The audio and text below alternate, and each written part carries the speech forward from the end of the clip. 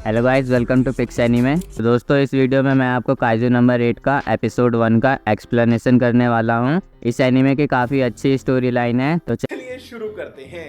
Episode start होता है और हम देखते हैं एक सिटी को, जो कि एक नॉर्मल सी सिटी ही लग रही थी। फिर हमें बैकग्राउंड में आवाज़ सुनाई देती है और उसमें बोला जाता है कि सिटी में सब कुछ ठीक है, कुछ गड़बड़ नहीं है। अभी एक ब्रिज के नीचे एक मॉन्स्टर आ जाता है और उस एरिया में काइजू अलर्ट दे दिया जाता है। काइजू का मतलब है मॉन्स्टर। वो काइजू वहाँ तोड़फोड़ करने लगता है और जो पुलिस है वो आम जनता को सेफ एरिया की तरफ जाने में मदद कर रही थी। उस काइजू की खबर टीवी पर भी दिखाई जा रही थी। फिर हमें उस काइजू के बारे में कुछ इन्फॉर्मेशन दिया जाता है कि वो 60 मीटर लंबा है और उसका फोर्टिट्यूड लेवल 3.5 है। हम फोर्टिट्यूड के बारे में आगे समझेंगे। कुछ हेलीकॉप्टर उस काइजू की तरफ जा रहे थे। वो काइजू सिटी के अंदर आ गया था। जब उस हेलीकॉप्टर ग्रुप के लीडर को कंफर्म हो जाता है कि 3 किलोमीटर रेडियस में कोई इंसान नहीं है, तो ओपन फायर का ऑर्डर दे देता है। फिर एक हेलीकॉप्टर उस काइजू पर फायर करता है।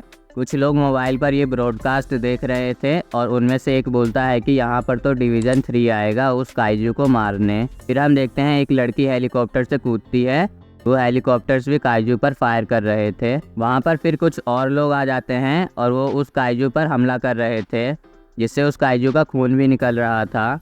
फिर हम देखते हैं उस लड़की को जो हेलीकॉप्टर से कूदी थी, वो उस काइजू पर अटैक करती है, जिससे वो काइजू मर जाता है और उसका खून फैल जाता है। फिर वहाँ पर कुछ और लोग आ जाते हैं जिनका काम है साफ सफाई का। वो उस काइजू के रिमेन्स को साफ करते हैं। फिर हमें हमारा मेन कैरेक्टर दिखाया जाता है जो कि साफ सफाई का ही काम करता है। सारे सिटीजन्स बहुत खुश होते हैं और 3rd डिवीजन की तारीफ भी करते हैं। वहाँ पर फिर क्लीनिंग का काम चालू होता है और हमें पता चलता है कि जितना अप्रिसिएशन काइजू को मारने के लिए मिलता है और उस काइजू के क्लीनिंग के लिए नहीं मिलता। हमारे मेन कैरेक्टर का नाम है काफका हिबिनो। काफका के पास एक ड्रोन आता है जिसमें काफका उस काइजू का सैंपल डाल देता है।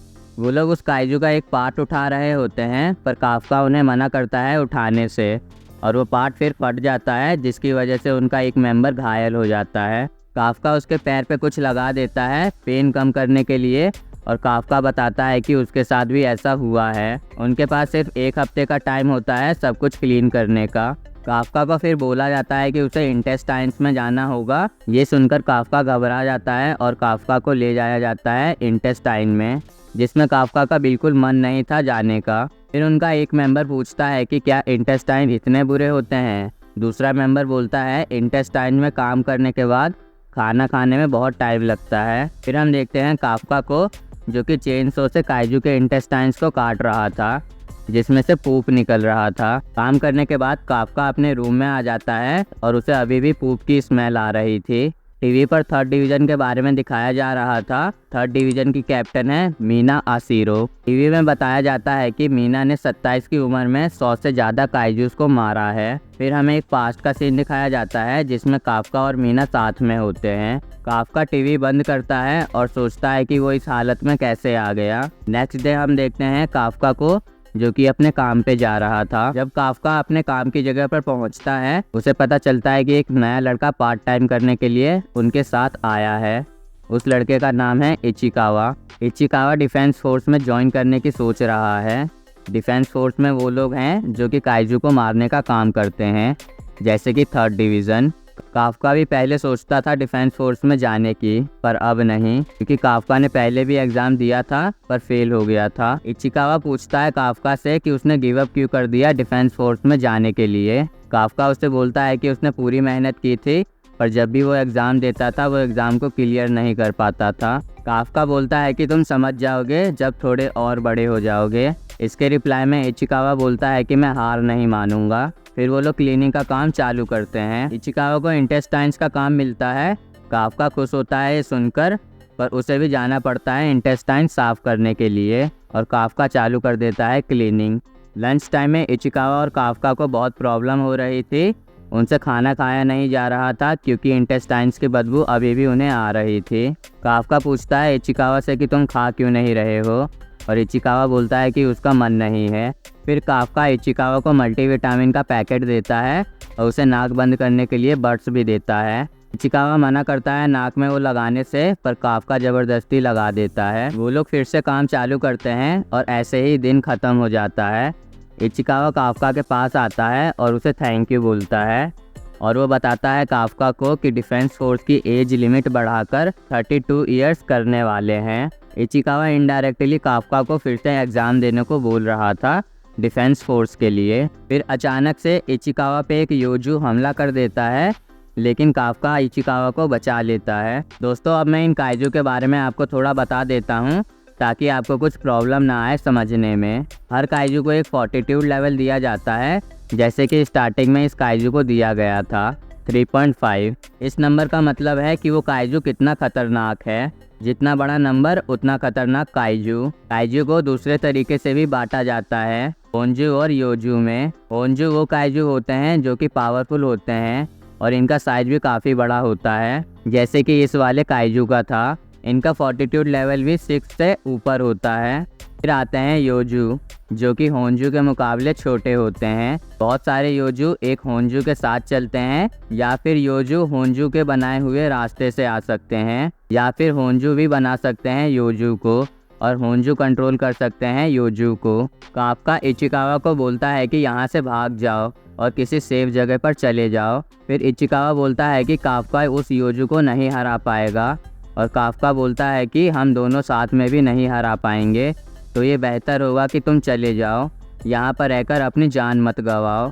इचिकावा वहाँ से चला जाता है और अब वो योजू काफ्का पर हमला करने लगता है। काफ्का भागते भागते एक बिल्डिंग में चला जाता है और उस बिल्डिंग की खिड़की से कूद जाता है। हमें फिर काफ्का का बचपन दिखाया जाता है। मीना भी काफ्का के साथ होती है। उनकी जो सिटी थी उसमें एक काइजू ने अटैक कर दिया था, जिसकी वजह से काफ्का और मीना का घर और उनका स्कूल टूट गया था। मीना की कैट भी मारी गई थी। वो दोनों बहुत दुखी होते हैं। फिर वो दोनों बोलते हैं कि वो डिफेंस फोर्स को ज्वाइन करेंगे। प्रेजेंट में हम देखते हैं काफ्का अभी भी भाग रहा होता है उस योजू से, पर फिर काफ्का उससे लड़ने की सोचता है। वो योजू मारता है काफ्का को। वो योजू खाने ही वाला होता है काफ्का को कि इचिकावा वहाँ आ जाता है और काफ्का को बचा लेता है। काफ्का खुद को बहुत पावरलेस महसूस करता है। फिर वहाँ पर एक टाइगर आ जाता है और वो उस योजू को मार देता है। वो टाइगर 3rd डिवीज़न का था। फिर हम देखते हैं काफ्का हॉस्पिटल में होता है और वो सोचता है कि मीना कितनी पावरफुल है, उसने उस मॉन्स्टर को कितनी आसानी से हरा दिया। इचिकावा भी उठ जाता है और वो बोलता है कि अगर आज काफ्का नहीं होता तो वो मारा जाता। इचिकावा ये भी बोलता है कि काफ्का को डिफेंस फोर्स को ज्वाइन करना चाहिए। काफ्का भी तैयार हो जाता है एक बार ट्राई करने के लिए। तभी काफ्का के सामने एक योजू आ जाता है और वो योजू बोलता है उसने ढूंढ लिया। फिर वो योजू काफ्का के मुंह में चला जाता है। इचिकावा देखता है काफ्का की हालत बिगड़ते हुए, तो वो जाता है काफ्का के पास और वो देखता है काफ्का एक काइजू में बदल चुका है। काफ्का खुद भी बहुत सरप्राइज होता है और वो बोलता है इचिकावा से कि वो काफ्का है। इचिकावा भी बहुत शौक होता है काफ्का को देखकर। एक बूढ़ा आदमी भी काफ्का को देख लेता है और वो डिफेंस फोर्स को कॉल करने लगता है और वो दोनों वहाँ से निकल जाते हैं। हमें फिर एक पास्ट का सीन दिखाया जाता है। मीना बोलती है कि उसे ये सोचकर डर लगता है कि वो काइजू से लड़ेगी।